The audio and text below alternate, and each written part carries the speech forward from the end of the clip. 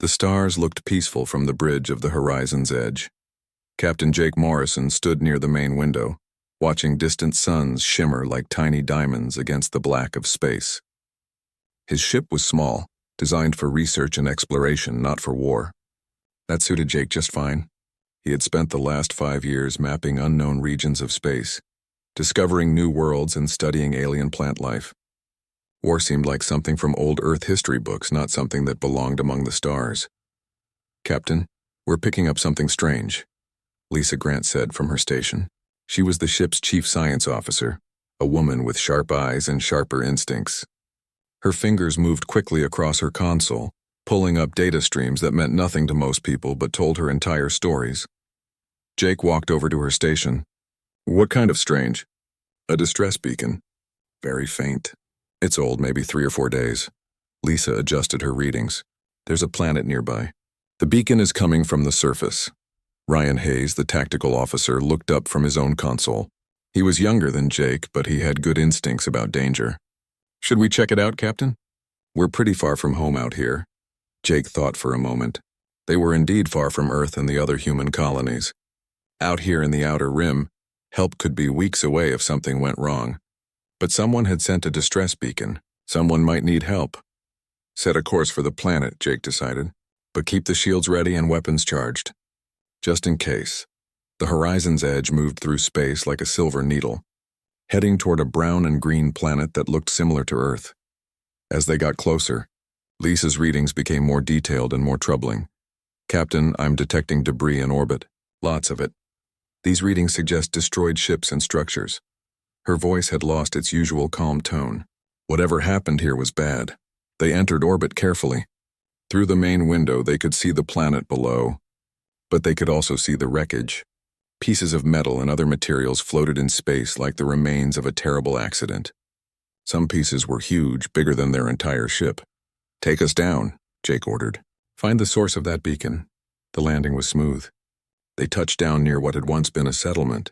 Now it was mostly ruins. Buildings had been knocked down or burned. The streets were empty and silent. Whatever had lived here was gone now. Jake, Ryan, and 2 security officers left the ship wearing protective suits. The planet's air was breathable, but they didn't want to take chances. They walked through the destroyed settlement, their boots crunching on broken stones and metal. "Look at this," Ryan said, kneeling beside a large blast mark on the ground. "This wasn't an accident. This was a weapon. A very powerful weapon." They found the source of the distress beacon in what remained of a building, and they found something else. A survivor. She was sitting in a corner, her blue skin covered in dust and small cuts. Her species had 4 arms, and her large eyes watched them with a mixture of fear and hope. Jake approached slowly, hands open to show he meant no harm. "We're here to help," he said softly. The alien woman spoke, and the translation device on Jake's suit converted her words into English. You came. I didn't think anyone would come." They brought her back to the ship. The medical bay treated her injuries while she told them her story. Her name was Cora, and her people had lived on this planet for 6 generations. They were peaceful traders who bothered no one. "Then they came," Cora said, her voice shaking. "The Valdran Empire. They sent a message saying we had to join their empire or die. Our leaders asked for time to think. The Valdran didn't give us time. They attacked 3 days ago. Their ships came from the sky with fire and death." Lisa brought up information on the ship's computer. "The Valdran Empire. I've heard of them. They control most of the known galaxy. They've been in power for thousands of years." 3,000 years, Cora corrected. "They are the strongest military force in the galaxy. No one can stand against them. They have technology beyond imagination, and fleets of ships that block out the sun. My people tried to fight. We all died except me." Jake felt a cold weight in his stomach. "Why did they attack you?" "Because we said no," Cora answered simply. "The Valdran do not accept no. You either join them, serve them, or they destroy you. There is no other choice." She looked at Jake with her large, sad eyes. "And now they are moving into your region of space. I saw their battle maps before I escaped. The human worlds are next on their list." The bridge was silent for a long moment. Humanity had only been traveling between stars for 50 years. They had a few colonies, maybe 20 planets with human settlements. Their military was small, designed to protect against pirates and accidents, not to fight a galactic empire. We need to get this information back to Earth, Jake said finally. Lisa, plot the fastest course home. Ryan, I want all our sensor data about this attack copied and backed up. Cora, you'll come with us. The government needs to hear your warning directly. The trip back to Earth took 2 weeks. 2 weeks where Jake couldn't stop thinking about what Cora had told them. An empire that had ruled for 3,000 years. Ships that blocked out the sun. Technology beyond imagination. How could humanity fight something like that? When they arrived at Earth, Jake immediately contacted military command. Within hours, he was sitting in a conference room with admirals and government officials.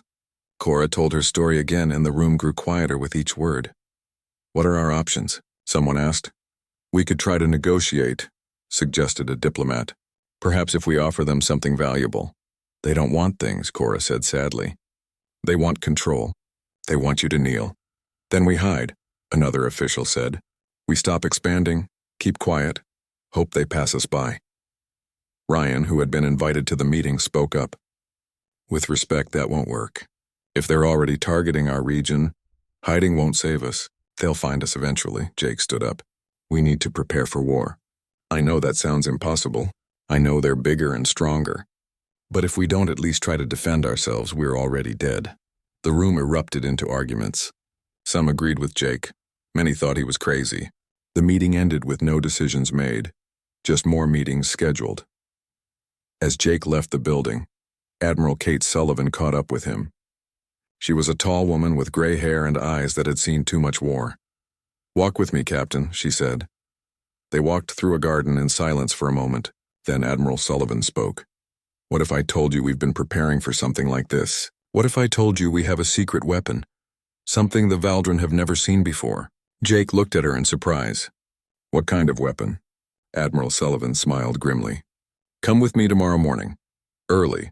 I'll show you something that might give humanity a fighting chance.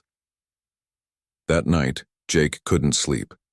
He kept thinking about Cora's destroyed world, about the Valdren Empire coming toward Earth, about Admiral Sullivan's mysterious weapon. Tomorrow, everything would change. Tomorrow, Jake would see the Dreadnought. The shuttle ride to Jupiter took 6 hours. Jake sat in silence, watching Earth grow smaller behind them. Admiral Sullivan sat across from him, reading reports on her data pad. She hadn't explained anything yet, just told him to come along and see for himself. Admiral, where exactly are we going? Jake finally asked. Ganymede Station, she replied without looking up. Or at least that's what everyone thinks it is. Actually, it's the largest military construction facility humanity has ever built. Jake knew about Ganymede Station. Every spacer did. It was supposed to be a research facility studying Jupiter's moons. But as they approached, Jake realized the station was much bigger than any research facility needed to be. Huge sections extended in all directions, some as large as city blocks. The shuttle docked, and Admiral Sullivan led Jake through a series of security checkpoints. Each one scanned them more thoroughly than the last. Finally, they entered an observation deck. Look out the window, Admiral Sullivan said. Jake looked, and his breath caught in his throat. Floating in space before him was the largest ship he had ever seen. It dwarfed everything around it. The vessel was dark gray, almost black, with smooth lines that looked both beautiful and deadly. Weapons arrays covered its surface. Engine pods the size of buildings lined its rear. Even from this distance, Jake could tell this ship was built for one purpose: war. We call it the Titan, Admiral Sullivan said. We've been building it for 15 years. Most people don't even know it exists. It's massive, Jake whispered. How did you keep this secret? Carefully. Very carefully. The Admiral pulled up schematics on a nearby display. The Titan is not just big, Captain. It's revolutionary. We've taken every piece of alien technology we could find, study, or trade for and combined it with human engineering. A man in an engineering uniform walked over. He was short, with oil stains on his hands and a tired smile on his face. Captain Morrison, I'm Ben Carter, Chief Engineer. Let me tell you about our baby. Ben's fingers danced across the display, showing different parts of the ship. The Valdren use energy weapons almost exclusively. Plasma beams, particle accelerators, that kind of thing. Their shields are designed to deflect energy. But we humans, we remember our history. We remember that sometimes the old ways work best. What do you mean? Jake asked. We mean kinetic weapons, Ben said with a grin.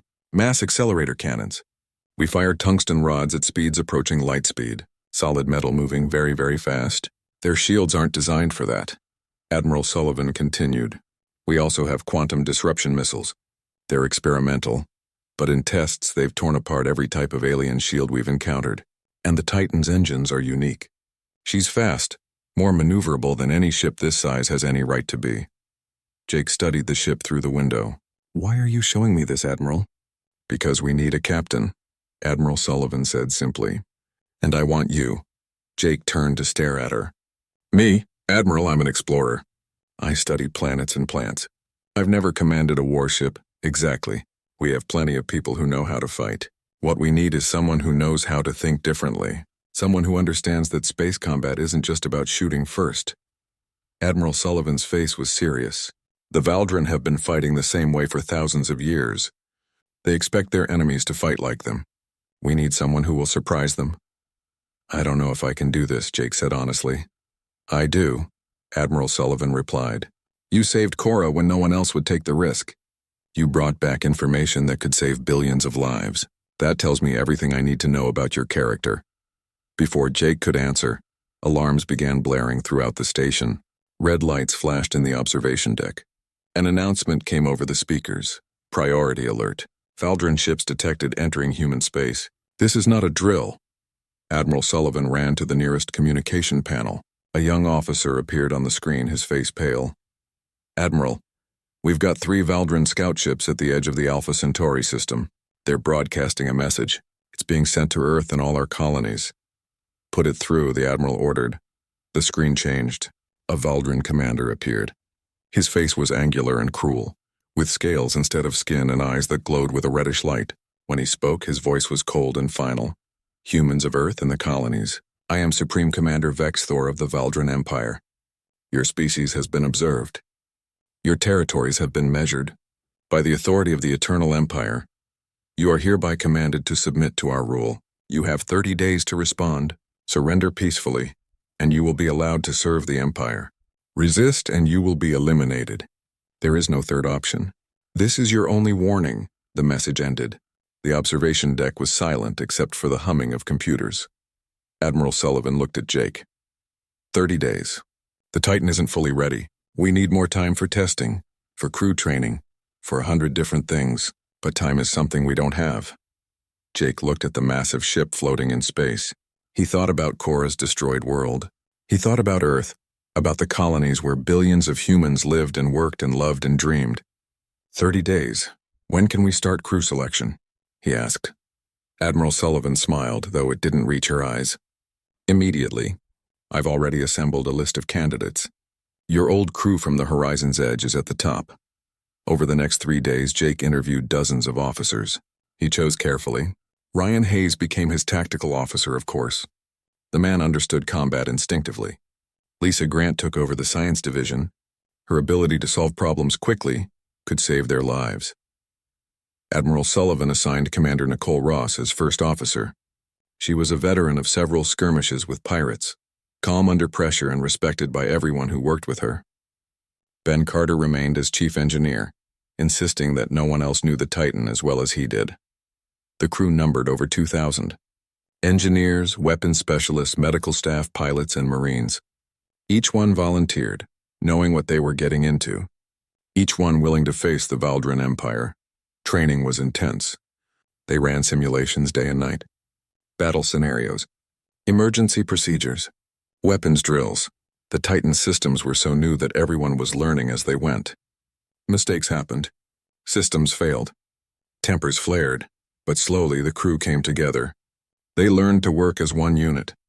They learned their ship's capabilities and its weaknesses. They learned to trust each other. With 20 days left until the Valdren deadline, Jake stood on the Titan's bridge for the first time as its official captain. The bridge was huge, with stations for tactical, communications, engineering, and navigation surrounding the captain's chair. Large screens showed views in every direction.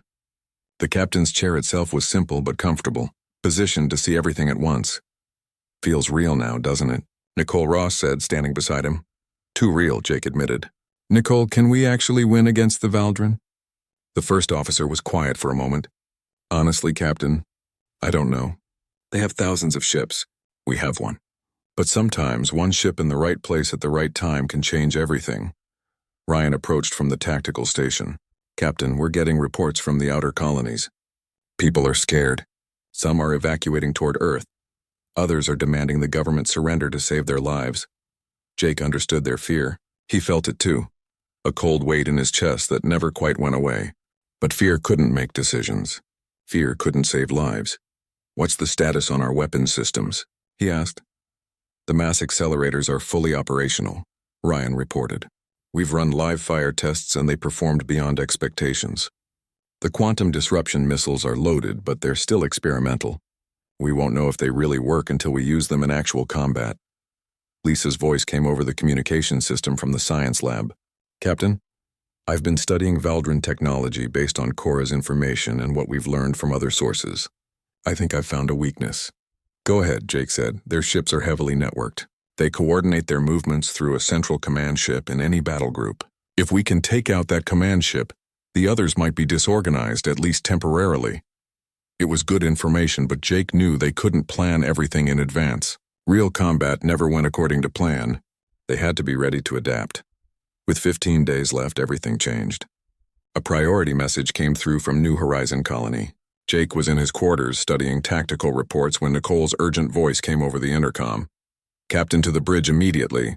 Jake ran. When he arrived on the bridge, the main screen showed a young, frightened face. Governor Chris Palmer of New Horizon Colony looked like he hadn't slept in days. Earth Command, this is New Horizon. We have Valdrin ships in orbit. 20 of them. They're demanding our surrender. They say we have 1 hour to decide.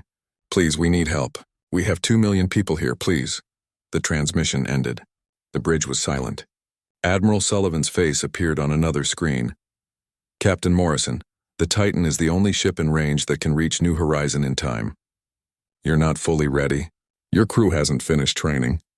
Your systems aren't all tested. But those colonists will die if someone doesn't help them. The jump through faster-than-light travel took 3 hours. Jake spent every minute of it preparing. The crew ran through final system checks.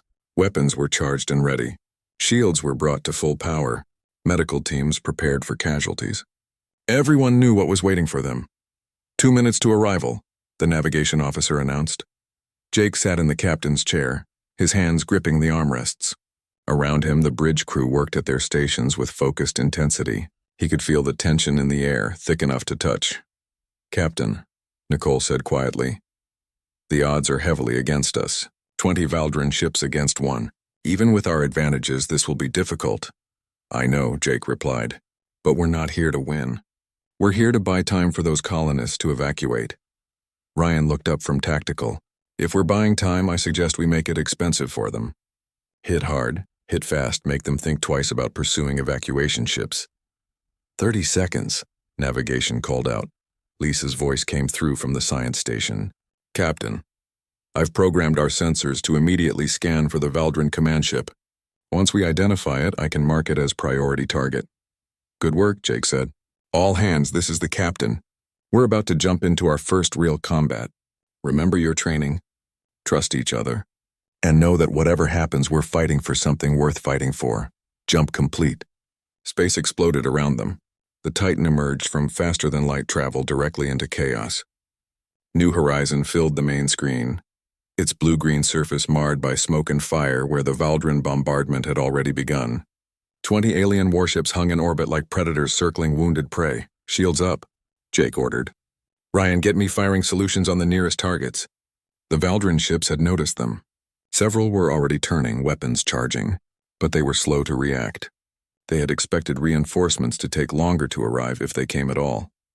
Mass accelerators locked on targets 1 and 2, Ryan reported. Permission to fire. Fire! The Titan's main weapons unleashed their fury. Unlike the bright, colorful energy beams of most space combat, the mass accelerators fired tungsten rods in near silence. But the impacts were anything but silent. The first rod struck a Valdrin cruiser amidships at a significant fraction of light speed. The alien ship's shields flickered, designed to deflect energy, and the solid metal rod passed through them like they weren't there. The ship broke apart in a massive explosion. The second rod hit another cruiser, punching a hole completely through it. Atmosphere and debris vented into space. The ship spun wildly, its engines dead. 2 confirmed kills, Ryan shouted. "The rest are scattering." But the Valdrin recovered quickly. Energy beams lanced through space, striking the Titan's shields. The ship shook, and warning lights flashed across multiple consoles. "Shields holding at 80%, an engineering officer reported. "But we can't take many hits like that." "Captain, the evacuation ships are launching from the planet," communications reported. 16 vessels carrying civilians. "They're heading for the outer system." "Cover them," Jake ordered. "Navigation. Bring us between those evacuation ships and the Valdrin fleet."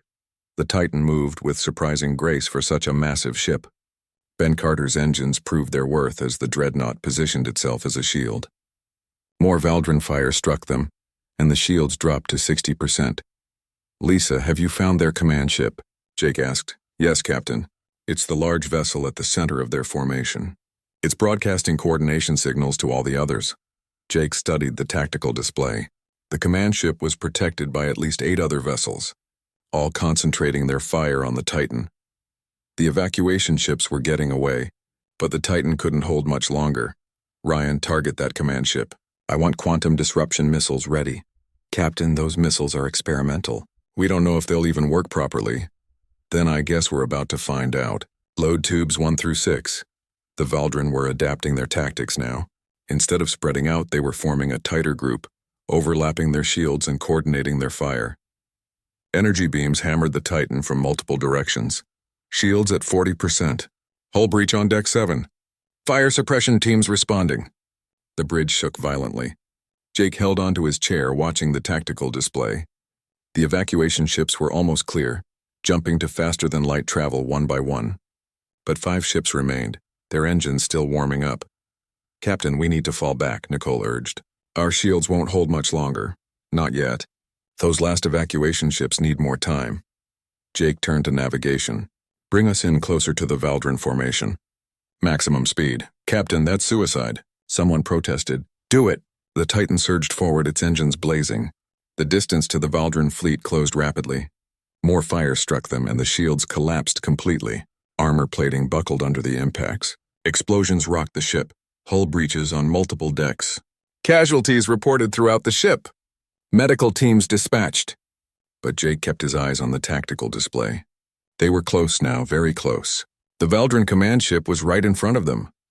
"Ryan, fire all quantum disruption missiles, now!" 6 missiles launched from the Titan, streaking across the short distance to the Valdrin command ship. For a moment, nothing seemed to happen. Then reality itself seemed to ripple around the enemy vessel. Its shields didn't just fail, they collapsed inward, taking the ship's hull with them. The implosion created a shockwave that damaged several nearby Valdrin ships. "Command ship destroyed," Ryan yelled. "The others are breaking formation." Without their coordination, the Valdrin fleet lost its cohesion. Ships moved randomly, some trying to retreat, others still attacking. The Titan used that confusion to unleash its mass accelerators again and again. 3 more Valdrin ships exploded or went dead in space. The last evacuation ship just jumped away, communications reported. "All civilians are clear." Jake allowed himself one breath of relief. "All right, now we can leave. Navigation, get us out of here. Maximum speed, random course." But before the Titan could jump away, more Valdrin ships arrived. Not the original fleet, but reinforcements. At least 30 new vessels emerged from faster-than-light travel. "No, no, no," Lisa whispered. Jake's mind raced. They had no shields. The hull was breached in multiple places. Weapons were low on ammunition. They couldn't fight 30 fresh ships. The Valdrin commander, War Master Zekra, sent a transmission. His face appeared on the screen, furious and snarling. "Human ship, you have interfered with an Imperial operation. Surrender immediately, or we will tear your ship apart piece by piece." Jake looked at his crew. They were tired, wounded, scared, but not one of them suggested surrendering. "Send a reply," Jake told communications. Then he looked at the screen where Zekra waited. "This is Captain Jake Morrison of the Titan. Here's my answer. Come and try." "You are fools," Zekra screamed. "You cannot win." "Maybe not," Jake replied. "But we saved those civilians. We accomplished our mission. And you know what, War Master? Your empire has never faced humans before. You're about to learn that we don't give up easy." He cut the transmission and turned to his crew. "All right, people. We're not done yet. Ben, give me everything the engines have left." Ryan switched to conventional missiles. Conserve our mass accelerator ammunition. Lisa, work with communications to broadcast everything we've learned about Valdrin tactics. If we die here, at least Earth will know how to fight them. The Valdrin fleet moved in for the kill. But just as the first ships prepared to fire, something unexpected happened.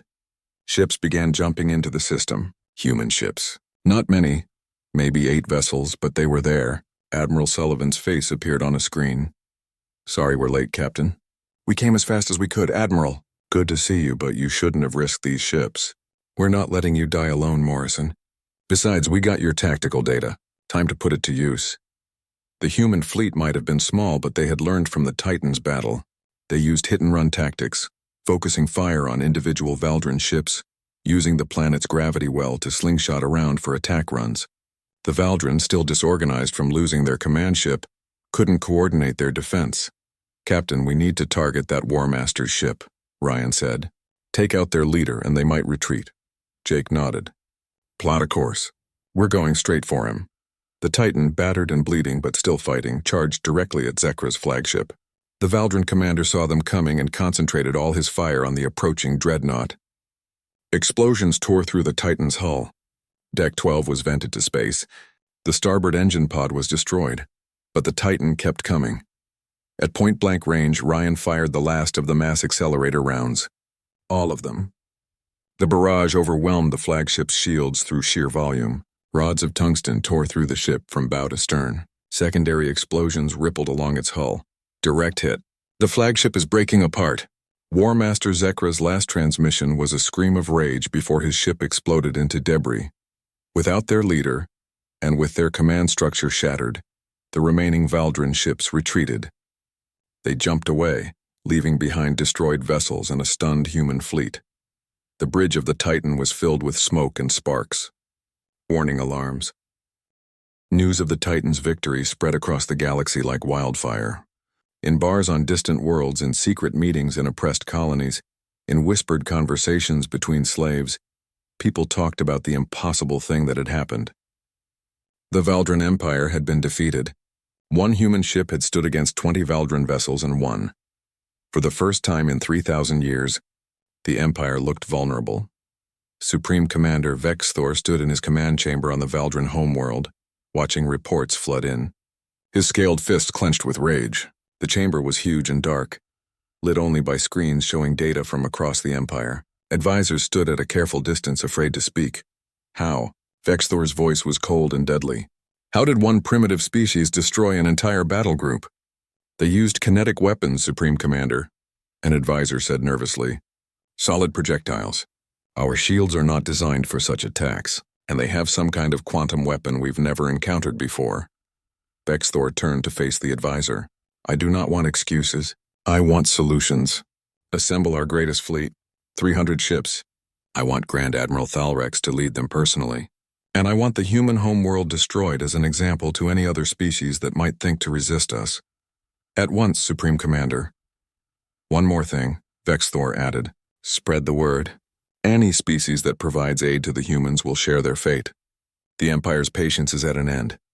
On Earth, the Titan limped into the Mars orbital shipyards. The massive ship had 63 hull breaches. One engine pod was completely destroyed. The port side was scorched black from energy weapon impacts. But it was still intact, still flying, still capable of fighting. Jake walked through the damaged corridors with Ben Carter, surveying the destruction. Bodies had been recovered. Memorial services had been held. 87 crew members had died in the battle. Jake remembered each name. Can we fix her in time? Jake asked. Ben ran his hand along a buckled wall panel. Define in time. If you mean perfect repairs, no. That would take months. But if you mean functional repairs, combat ready, yes, but she'll be held together with prayers and welding. That will have to do. They found Admiral Sullivan waiting for them in the main engineering bay. She looked older than Jake remembered, the stress of command showing in new lines on her face. Captain Morrison, we've received intelligence from our long-range scouts. The Valdrin are assembling a massive fleet, over 300 ships. They're planning to strike directly at Earth. Jake felt his stomach drop. 300? Admiral, we have maybe 40 ships capable of combat. Even with the Titan, we can't face those odds. I know. That's why I've activated Operation Earthshield. Every defensive platform we have is being prepared. We're mining the approach routes to Earth, setting up ambush points in the asteroid belt, using every trick we can think of. Admiral Sullivan paused. But tricks only go so far against overwhelming force. Over the next few weeks, the solar system became an armed camp. Every ship that could fly was armed and ready. Mars, Jupiter, and Saturn all hosted defensive fleets. Earth's orbital platforms bristled with weapons. The moon became a massive military base, but everyone knew it wouldn't be enough. Jake spent every day overseeing the Titan's repairs. Ben and his engineering teams worked around the clock. They reinforced damaged sections, replaced destroyed systems, upgraded weapons. The ship slowly came back to life. Lisa worked in the science labs, analyzing every bit of data from the New Horizon battle. She had discovered that Valdrin communications used a specific frequency that could be jammed or disrupted. If they could blind the enemy fleet, even temporarily, it might create an opening. Ryan trained new crew members to replace those who had died. He also worked with Earth's other tactical officers, sharing everything he had learned about fighting the Valdrin. The mass accelerator technology was being rushed into production for other ships, though none would be as powerful as the Titan's weapons. One afternoon, Jake was reviewing repair schedules when Nicole entered his temporary office. "Captain, we have visitors. You should come see this." In the docking bay, Jake found something he hadn't expected. Aliens. Dozens of them, representing at least 10 different species. Cora was there, along with insectoid beings that clicked and buzzed, crystalline creatures that glowed softly, and many others. An insectoid being stepped forward. Its translator device converted its speech into English. "I am Ambassador Tix of the Jin Collective. We have come to offer aid." "Why?" Jake asked. "Why would you risk the Valdrin's anger?" "Because you showed us something we had forgotten," Tix replied. "You showed us that the Valdrin can be defeated. For centuries, my people have lived under their domination. We were too afraid to resist, but you humans, you faced them and won." A crystalline being spoke next, its voice like musical chimes. "I am Speaker Loon of the Lumini. We bring sensor technology that might help detect Valdrin ships before they detect you. It is not much, but it is what we can offer." More species stepped forward, each offering what they could. Tactical data, supply routes, information about Valdrin fleet movements. Some even offered ships, though they were small and outdated. Admiral Sullivan arrived and looked at the gathered aliens with wonder. "This is more than we hoped for. Thank you, all of you." "Do not thank us yet," Tix said. "If we lose this battle, the Valdrin will hunt down every species that helped you. We are risking everything." "Then we better not lose," Jake said. The weeks passed quickly. Too quickly. The Titan was repaired enough to fight, though Ben insisted it wasn't perfect. Earth's defenses were as ready as they could be. The alien allies had shared their information and provided what help they could. And then the scouts reported what everyone had been dreading. The Valdrin fleet was coming. Jake stood on the Titan's bridge, which still smelled of fresh welding and new equipment. His crew was at their stations, ready. Nicole stood beside him, calm as always. Ryan was at tactical, running final weapons checks. Lisa monitored sensors, watching for the enemy. "Captain," communications reported, "we're receiving a transmission from the Valdrin fleet. It's Supreme Commander Vexthor himself. Put it through." The main screen changed to show a Valdrin commander unlike any Jake had seen before. Vexthor was larger, his scales darker, his eyes burning with cold intelligence and ancient rage. "Humans." Vexthor's voice filled the bridge. "You have earned the Empire's full attention. Normally, we would simply destroy you and move on. But you have inspired others to resist. You have made the Empire look weak. For this, your punishment must be absolute. We will not just destroy your military, we will burn your worlds, we will erase your species from existence, and we will make sure every other civilization in the galaxy learns what happens to those who defy us." "Is there a point to this?" Jake asked. "The point, human, is that you die knowing you accomplished nothing. Your resistance has doomed your entire species. That is the price of defying the Valdrin Empire." The transmission ended. Nicole turned to Jake. "Cheerful fellow, isn't he?" Despite the fear in his gut, Jake smiled. "At least he's honest." "Lisa, what do we know about their fleet composition?" 300 ships as reported. The flagship is a super Dreadnought, twice the size of anything we've seen before. Grand Admiral Thalrex commands from that ship. If we take it out, the fleet should lose coordination like last time. "Should," Ryan emphasized. But that's a lot of should against 300 ships. Admiral Sullivan's face appeared on a screen. All ships, this is Fleet Command. The Veldran fleet is entering the solar system. They're approaching from the direction of Saturn. All units move to your assigned positions. Remember, we're not just fighting for Earth. We're fighting for every species that ever dreamed of being free. Good luck to all of you. The communication ended. Jake looked at his crew. They were scared.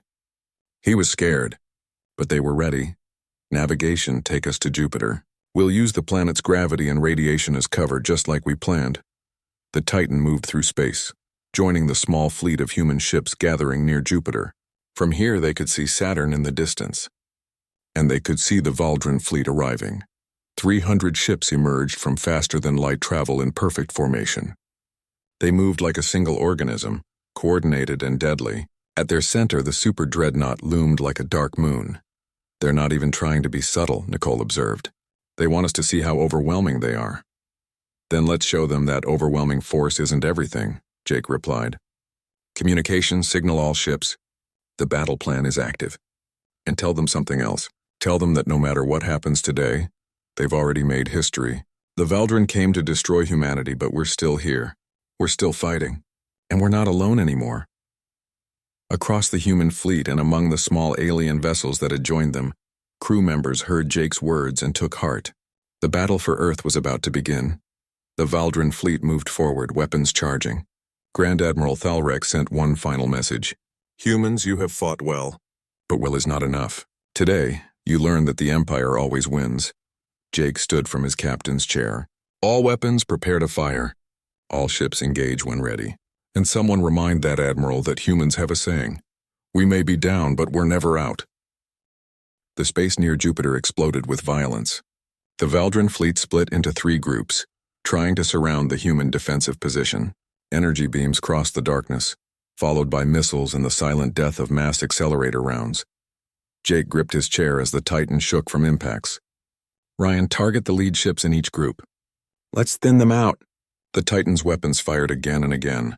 Veldran ships exploded or went dark, but more kept coming. For every ship they destroyed, 3 more took its place. They're trying to overwhelm us with numbers, Nicole said, watching the tactical display. Classic Veldran strategy. They can afford to lose ships. They have hundreds more. Then we make every loss count, Jake replied.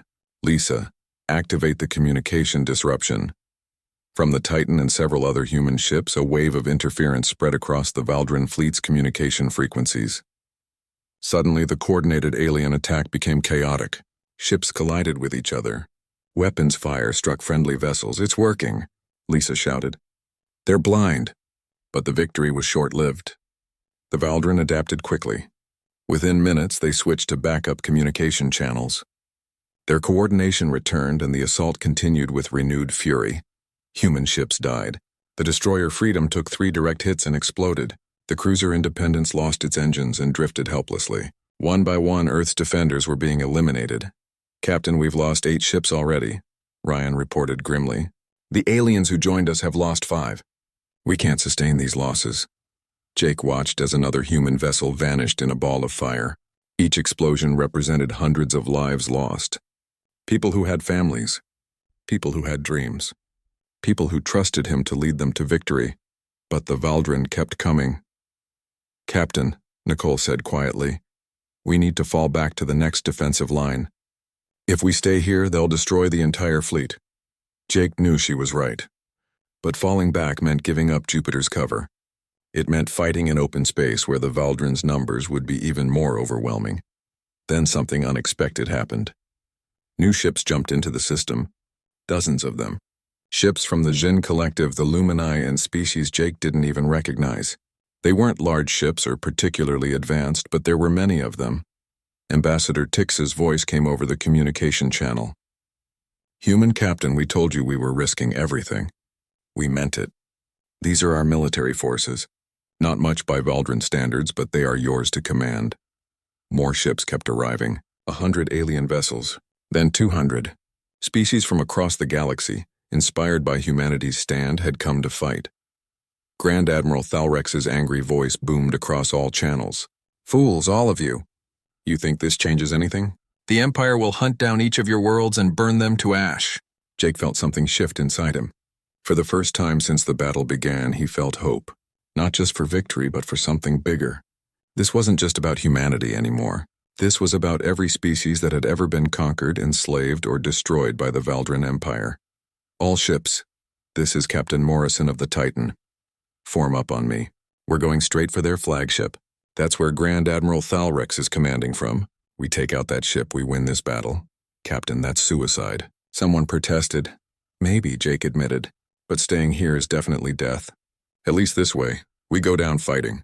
And maybe, just maybe, we take that admiral with us. The combined fleet, human and alien together, formed into a spear formation with the Titan at its tip. They charged directly at the center of the Valdren fleet, at the massive super Dreadnought where Thalrex commanded. The Valdren concentrated all their fire on the approaching fleet. Ships exploded left and right. The Titan's shields collapsed completely. Armor plating melted under sustained energy weapon fire. Explosions tore through the lower decks. Hull breaches on decks 3, 5, 7, 9, and 11. Engineering reported. Fire on port side. Damage control teams are responding. We've lost the starboard weapons array. Nicole grabbed a console as the ship shook violently. Blood ran down her face from a cut above her eye. Captain, we can't take much more of this. But Jake kept his eyes on the super Dreadnought growing larger on the screen. They were close now. So close. Ryan, I want every weapon we have left aimed at that flagship. Mass accelerators, missiles, everything. One massive salvo. Captain, if we fire everything at once, we'll have nothing left for defense. We won't need defense if this works. Do it. The fleet around them was being torn apart. The Jinn ships fought with courage, but they were no match for Valdren firepower. The Lumini vessels used their advanced sensors to help others dodge attacks, but even they were being destroyed. Then Commander Nicole Ross stumbled backward, her console exploding in sparks. She fell to the floor and didn't move. Medical teams rushed to her, but Jake could see from their faces that she was gone. Nicole, Jake shouted, but there was no time to grieve. No time to do anything but keep fighting. We're in range, Ryan yelled. All weapons ready. Fire everything! The Titan unleashed everything it had in one devastating barrage. Mass accelerator rounds, conventional missiles, and the last 3 quantum disruption missiles all fired simultaneously. The space between the Titan and the Super Dreadnought filled with death. The Super Dreadnought's shields held for exactly 3 seconds. Then the quantum disruption missiles hit, and reality itself seemed to tear apart. The shields collapsed inward, taking huge chunks of the hull with them. Mass accelerator rounds punched through the exposed sections. Missiles found ammunition stores and reactor cores. Grand Admiral Thalrex's last transmission was a scream of disbelief before his flagship tore itself apart from internal explosions. The Super Dreadnought broke into 3 large pieces, each piece exploding in turn. Without their flagship and their admiral, the Valdren fleet lost all coordination. Ships began to retreat. Some tried to surrender. Others fled in panic. The Valdren are breaking off, Lisa reported, tears streaming down her face. They're retreating! The bridge erupted in cheers, but Jake felt only exhaustion. They had won. Somehow, impossibly, they had won, but the cost was staggering. Of the 40 human ships that had started the battle, only 12 remained intact. The alien allies had lost more than half their vessels. The Titan itself was a floating wreck, with fires burning in multiple sections and life support failing in entire decks. Jake slumped in his chair, looking at the empty spot where Nicole had stood. Around him, crew members cried, embraced, and tried to process what they had survived. Admiral Sullivan's face appeared on the screen. She was crying. Captain Morrison, you did it. You actually did it. Earth is saved. At what cost, Admiral? Jake asked quietly. How many people died today? Too many, Captain. Far too many. But they died free. And they died protecting not just Earth, but the idea that people have the right to say no to tyrants. Over the following days, as repair crews worked and casualties were counted, something remarkable happened. Species from across the galaxy sent messages of support. Valdren-controlled worlds began to rebel. The Empire, which had ruled for 3,000 years, started to crack. 6 months later, Jake stood on the bridge of the rebuilt Titan. The ship still bore scars from the battle, but it was functional again. Around Earth, a new fleet was being constructed, ships from dozens of species, all working together. The Galactic Council had been formed, a coalition of free species dedicated to mutual defense and cooperation. The Valdran Empire still existed, but it was a shadow of its former self, losing territory daily as conquered worlds declared independence. Admiral Sullivan, now representing humanity on the Galactic Council, had asked Jake to command the new coalition defense force. He had accepted, though he missed his old crew. Ryan had been promoted to captain of his own ship. Lisa was training a new generation of scientists. Ben was designing new vessels that combined the best technology from all member species. But Jake would never forget the ones they lost. Nicole Ross, the 87 crew members from New Horizon, the thousands who died in the battle for Earth. Their sacrifice had bought freedom for billions. As Jake looked out at the stars, he thought about how far humanity had come. They had entered the galactic stage as unknowns, faced extinction, and emerged as leaders of a new era. The Valdran had dominated the galaxy for 3,000 years, believing they were invincible, but they learned what every tyrant eventually learns: that people who fight for freedom are the most dangerous enemies of all. That one ship, crewed by people who refuse to surrender, can change the course of history. The age of empire was ending. The age of cooperation was beginning. And it all started because one human captain looked at impossible odds and decided to fight anyway. The galaxy would never be the same.